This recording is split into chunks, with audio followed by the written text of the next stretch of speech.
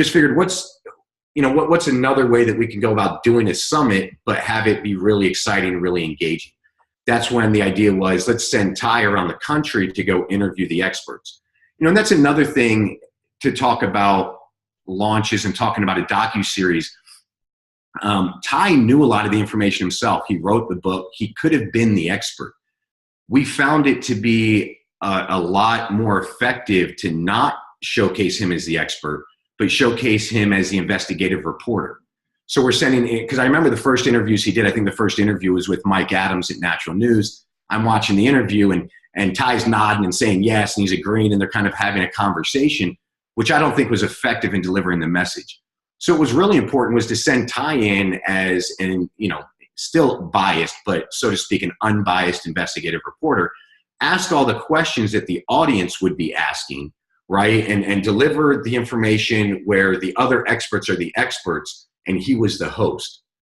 So that it's a different shift there, because then it allows us to deliver a lot of different opposing ideas, right? We're not coming and saying, hey, this is the only way. This is the way. You have to follow this. I'm the expert. I'm the guru. We're now just a deliverer of information. So, and then to put together in a doc, I've seen other docu-series over the last couple of years that, yes, they do an in-person interview, but it ends up looking like a summit. They interview one person for 30 minutes in person, and they put 2 interviews together, and they call it an episode. And to me, that's not truly a docu-series. That's just an in-person summit interview. Where the docu-series, I think, became really powerful is we were cutting together 2- and 3-minute clips of experts saying the exact same thing. And so that increased validity, right? If we start talking about a plant-based whole food diet, having 5 or 6 different doctors reiterate the same thing was powerful in that delivery, and it didn't get boring. If we're talking about a ketogenic diet, having 4, 5, 6, 10 experts talk about a ketogenic diet.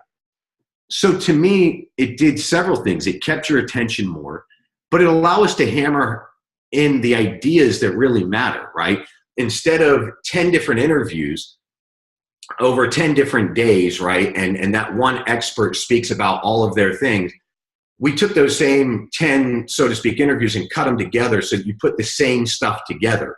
And to me, it made it more exciting. It wasn't like I was watching day 3, day 4, day 5, and they're reiterating what the guy on day 1 said.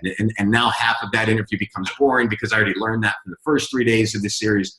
There's a lot of dynamics that went into it to keep it exciting and really take somebody through a journey.